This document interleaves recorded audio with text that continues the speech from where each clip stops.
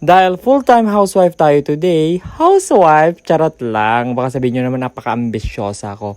Dahil nga team bahay ako today, kaway-kaway naman dyan mga team bahay mga kakeme. Naharap ko na nga din ang magluto ng ating panggabihan o ang ating dinner. At ang ating naisip for today na menu ay nasa freezer lang namin. Nakita ko nga itong kalahating kilo ng baka at naisip ko nga na gawing beef steak para naman maiba mga kakeme. Bago ko ngayon niluto ay napakadami ko talagang pinanood na mga video sa may YouTube na kung saan nga may iba't ibang klase ng pagluluto ng beef steak. At dahil nga ang dami-dami kong napanood at iba-iba sila ng pamamaraan, ay pwede ko rin sigurong gawin yung mga naiisip ko basta maluto siya at maglasang beef steak. Pangalawang luto ko na nga ito ng beef steak nung unang ay nagustuhan nila kaso nga lang hindi siya talaga napalambot.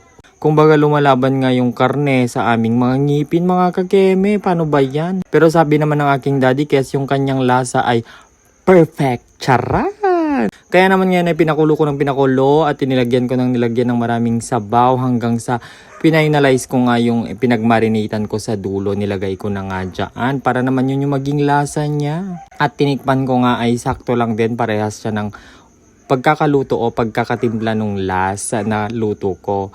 Kaya ngayon, mas malambot na siya. Kaya beef steak is ready mga kakeme. Salamat!